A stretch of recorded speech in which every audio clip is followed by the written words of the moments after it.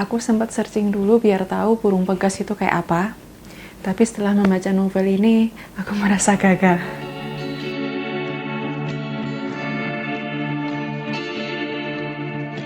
Selamat datang untuk yang suatu saat mampir karena tersesat. Tapi semoga nggak ada yang tersesat di sini karena mencari kucing kalian. Karena aku jamin nggak akan menemukannya di sini. Tapi mencari kucing yang hilang adalah hal yang dilakukan oleh Toru Okada selama jilid 1 dalam novel Kronik Burung Begas karya Haruki Murakami ini, yang diterbitkan oleh KPG pada Mei 2021 dan diterjemahkan oleh Rebecca Ota. Waktu itu Toru Okada sedang memasak spaghetti saat telepon rumahnya berdering untuk yang kedua kalinya. Dan kali ini telepon berasal dari Kumiko, istrinya. Dia meminta Toru Okada untuk mencari Noboru Wataya, kucing mereka yang belum pulang seminggu ini, dan dinamai berdasarkan kakak istrinya tersebut. Toru Okada mulai mencari kucing di sekitar tempat tinggalnya, masuk gang yang tidak punya pintu masuk dan pintu keluar, sampai pada rumah terbengkalai yang mereka sebut sebagai rumah gantung leher karena sejarahnya, yang berada di ujung gang tersebut.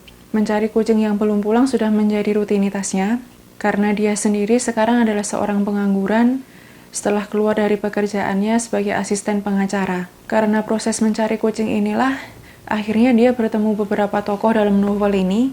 Yang pertama adalah Meika Sahara, seorang perempuan berumur 16 tahun yang tinggal di dekat rumah gantung leher, dan mengaku pernah melihat seekor kucing jantan dengan bulu coklat belang-belang dan ujung ekornya yang sedikit bengkok. Pada Meika Sahara lah, untuk pertama kalinya Toru Okada memperkenalkan dirinya sebagai Tuan Burung Begas. Karena dirasa perempuan itu, nama Toru Okada tidak terdengar keren. Di sini aku baru paham kenapa aku nggak bisa menemukan burung jenis ini di mesin pencarian, karena ternyata Toru Okada sendiri nggak pernah melihat itu secara langsung. Burung begas adalah burung yang secara harfiah memutar pegas. Setiap pagi memutar pegas dunia dari atas pohon. Dan dalam novel ini, burung begas adalah sosok yang membuat cerita berputar mengelilinginya. Toru Okada sebagai tokoh utama dan karakter-karakter lain di sekitarnya, atau perempuan-perempuan lain yang hadir di dalam hidupnya. Tidak berhenti sampai di situ, untuk mencari kucing mereka yang belum pulang, Kumiko meminta Toru Okada bertemu seorang peramal yang bekerja secara pro bono. Perempuan yang bernama Malta Kano, dan untuk side note, perempuan ini mengenal sosok Noboru Wataya versi manusianya. Setelah bertemu Toru Okada, dia meramal bahwa akan ada berbagai hal yang terjadi pada diri lelaki itu untuk beberapa waktu ke depan. Dan kasus kucing mungkin cuma sekadar permulaan dari rangkaian peristiwa yang akan terjadi. Berbagai hal itu bisa baik atau buruk yang terlihat baik, atau baik yang terlihat buruk. Tetapi ternyata yang meramalkan kejadian-kejadian yang akan terjadi di dalam hidup Toru Okada tidak hanya Malta Kano. Kenalan dekat Toru Okada dan Kumiko pun meramalkan sesuatu yang berkaitan dengan mereka, namanya Pak Honda. Beberapa ramalannya begini. Pertama, Toru Okada agaknya tidak cocok dengan suatu hal yang berkaitan dengan kejadian duniawi, di mana yang itu yang, yin itu ying, dia adalah dia, dan aku adalah aku. Kedua, dia lebih cocok dengan sesuatu yang di atasnya atau di bawahnya. Ketiga, jangan melawan arus. Saat arus naik, carilah menara tertinggi. Saat arus turun, carilah sumur terdalam. Keempat, berhati-hatilah dengan air. Kelima, pura-pura mati untuk sementara. Toru Okada mengenal Pak Honda sebagai syarat yang diajukan oleh ayah Kumiko agar dia merestui hubungan mereka. Tetapi bahkan setelah itu, hubungannya dengan sang mertua tidak bisa disebut baik. Sedangkan kakak laki-laki Kumiko memilih untuk tidak peduli. Toru Okada sendiri tidak pernah mempunyai impresi yang bagus terhadap iparnya tersebut. Dia selalu menganggap Noboru Wataya, sang pakar ekonomi yang politis itu, bermuka dua, licik, dan menjijikan. Kemudian terbukti pada bab-bab selanjutnya, kejahatan Noboru Wataya semakin nyata. Ramalan-ramalan juga terbukti terjadi. Perlu diingat kalau novel ini genre-nya magical realism, jadi akan ada magic undercurrent dalam dunia nyata. Bagian saat arus turun, carilah sumur yang terdalam benar-benar terjadi. Maksudku, benar-benar terjadi di dunia nyata. Ini bermula dari karakter lain yang bernama Letnan Mamiya. Kedatangannya ke tempat tinggal Toru Okada adalah untuk memberi tanda mata. Tanda mata yang berbentuk sebuah kotak. Isinya apa? Kalian akan tahu kalau baca novel ini. Sebuah kotak dari Pak Honda yang ternyata meninggal setelah pertemuan terakhir mereka. Dan kotak itulah yang ingin diberikannya kepada Toru Okada. Letnan Mamiya sendiri ternyata adalah sahabat Pak Honda, dan dia mulai mengisahkan pertemuannya dengan Pak Honda pada masa perang dulu. Pada bagian ini aku ingin memberikan trigger warning, karena akan ada adegan kekerasan yang eksplisit. Siapa tahu ada yang sensitif dengan topik itu.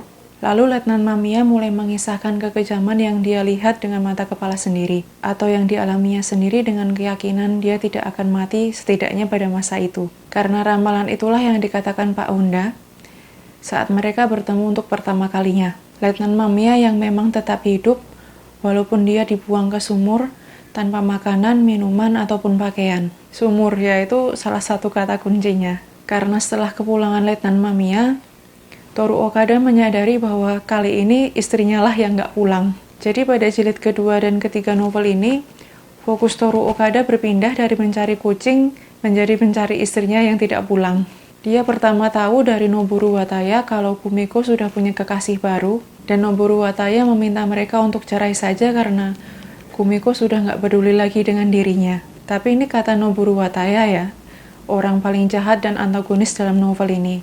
Tentu saja Toru Okada tidak percaya. Dia akan mencari dan menemukan Kumiko yang dia yakin berada di bawah pengaruh jahat Noboru Wataya dengan caranya sendiri. Kalau dia tidak bisa menemui Kumiko di dunia real ini, entah karena Kumiko tidak mau atau tidak diperbolehkan, dia akan menemui Kumiko lewat lucid dream-nya. Gimana caranya? Nah, di sini sumur berperan besar. Pertama, berkaitan dengan ramalan Pak Honda pada jilid 1 novel ini. Kedua, ramalan Maltakano tentang bulan separuh yang akan terjadi beberapa hari, di mana dia bisa melihat bulan separuh, ya dari bawah sumur. Letak sumurnya di mana? Ya di rumah gantung leher. Bisa ditebak, Toru Okada turun ke sana, dan di sanalah dia mengalami sesuatu yang dia sebut dengan lucid dream. Dia yang berjalan sendirian di sebuah lobi hotel, dan di sana ada TV yang menampakkan wajah Noboru Wataya. Itu membuat dirinya sendiri tidak nyaman, sehingga dia mulai berlari melewati koridor yang di kiri kanannya terdapat pintu-pintu yang bentuknya sama semua. Dikejar laki-laki tidak berwajah dan berusaha mencari kamar nomor 208. Karena di sanalah dia selalu bertemu dengan seorang wanita yang seharusnya mereka saling kenal, tapi wanita itu tidak tahu siapa dirinya. Lucid dream yang dialami oleh Toru Okada membawa perubahan pada dirinya. Secara fisik muncul tompel di pipinya, dan bersamaan dengan itu, kucing Noboru Wataya pulang ke rumah, yang kemudian dia ganti namanya menjadi Sawara. Kalau berdasarkan ramalan Maltakano, kepulangan kucing akan disertai dengan kejadian besar yang terjadi di dalam hidup Toru Okada. Perubahan fisik yang dialami oleh Toru Okada inilah yang membawanya bertemu dengan Nutmeg dan Cinnamon, juga bukan nama asli mereka, ibu dan anak yang memutuskan untuk membantu Toru Okada untuk menolong Kumiko. Tompel menghubungkan mereka. Setidaknya Nutmeg mengasosiasikan itu dengan ayahnya dan dengan masa lalunya. Tepatnya seperti apa, kalian akan tahu kalau baca novel ini. Dan tompel itu pula lah yang menandakan bahwa Toru Okada kelak bisa menjadi penerus Nutmeg. Nutmeg sendiri adalah seorang fashion designer yang mempunyai butiknya sendiri untuk membuat dan mengepas, tetapi bukan pakaian, melainkan benak seseorang. Nutmeg dan Cinnamon yang bekerja sebagai asistennya membantu Toru Okada dengan cara menyewa rumah gantung leher sebagai kantor mereka. Tetapi perjalanannya untuk menyelamatkan Kumiko jelas bukan tanpa hambatan, karena ternyata Noboru Wataya mengetahui gerak-gerik mereka, walaupun sebisa mungkin mereka bergerak under the radar. Oleh karena itu, Noboru Wataya mengirimkan Boris untuk mengancam Toru Okada. Boris ini dari tingkah lakunya, kepribadiannya, sampai pada fisiknya mengingatkan Toru Okada kepada mimpi buruk. Mimpi buruk yang rokoknya merek Peace. Detail yang lucu sih buat aku karena ini jelas intentional. Tapi Toru Okada jelas nggak akan mundur. Dia akan tetap menemui Kumiko, entah itu lewat lucid dream-nya, atau dengan meminjam komputer Cinnamon untuk chatting. Menurutku karakter Toru Okada itu menarik karena dia sebagai penyelamat Kumiko tetapi bukan your typical superhero. Dia ini tenang-tenang menghanyutkan dan bekerja di bawah radar. Mungkin ini yang disebut dengan determinasi tinggi. Dia juga seorang underdog yang menyadari kekurangannya. Jadi dia nggak gengsi menerima pertolongan dari orang lain. Entah itu secara langsung, atau berupa ramalan-ramalan, atau berupa kisah orang lain yang dia ambil hikmahnya. Walaupun beberapa orang meremehkan, bisa nggak sih dia memenangkan pertempuran dari the biggest villain dalam novel ini? Sebenarnya pembaca sudah diberi clue dengan kepulangan kucing Noboru Wataya yang berubah nama menjadi Sawara. Noboru Wataya dikalahkan. The Biggest Villain dikalahkan oleh pasangan suami istri tersebut. Toru Okada menyelamatkan Kumiko dengan membuatnya sadar akan keberadaan dirinya. Sedangkan Kumiko menyelamatkan dirinya sendiri dengan cara membebaskan dirinya dari pengaruh jahat kakaknya. Kejahatan-kejahatan apa saja yang dilakukan oleh Noboru Wataya, kalian akan tahu kalau baca novel ini. Di dalam novel ini juga banyak terdapat side characters dengan background-nya masing-masing. Menurutku ini poin plus karena pembaca bisa tahu alasan-alasan mereka membantu Toru Okada. Jadi dia nggak semata-mata beruntung karena banyak yang membantunya. Jadi walaupun mereka ini side characters, tapi karakter mereka itu kuat. Menurutku karakter yang paling menarik adalah Cinnamon. Dan dengan pendapat 500 rupiahku, kisah Cinnamon ini akan sangat menarik jika dibikin side story-nya. Karakter-karakter dalam novel ini juga overlapping. Aku nggak tahu sebenarnya ini term yang benar atau enggak. Mungkin paralel lebih tepat ya. Jadi Toru Okada paralel dengan burung pegas, Noboru Wataya paralel dengan kucing yang hilang, dan Kumiko paralel dengan penelepon pertama. Wanita dalam kamar nomor 208 juga kadang-kadang paralel dengan Kumiko, dengan Kereta Kano, adik dari Malta Kano, dan kadang-kadang juga Meika Sahara. Nah tapi ini bagian yang nggak aku suka dari novel ini. Karakter Meika Sahara itu kadang-kadang bikin aku risih. Dia itu di garis batas antara jatuh cinta dan tidak. Punya hubungan yang lebih dan tidak dengan Toru Okada. Sebenarnya ini nggak masalah untuk bumbu-bumbu cerita, walaupun aku nggak tahu ini sebenarnya penting atau enggak. Tapi yang bikin aku kaget waktu baca novel ini adalah umurnya 16 tahun. Dia legal. Atau ini yang disebut dengan culture shock antara aku dan Murakami. Karena walaupun aku berusaha objektif, aku mengaku aku sebagai pembaca punya preferensi dan punya trigger. Dan kalaupun misalnya Meika Sahara itu dibuat lebih tua daripada umurnya yang sekarang, tentu itu nggak akan menyakiti ceritanya.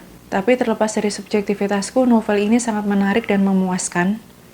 Semua pertanyaanku terjawab, ceritanya sambung menyambung dan ditali dengan rapi. Mungkin cuma satu pertanyaanku, yang dilihat Cinnamon itu siapa?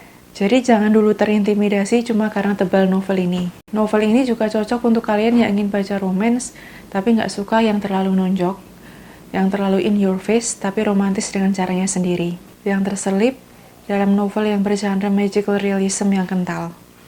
Untuk yang sudah baca novel ini, bagaimana pendapat kalian? Atau ada yang tertarik untuk baca novel ini, kolom komentar selalu terbuka. Oke, terima kasih sudah menonton sampai akhir. Sampai bertemu kembali di hari Senin.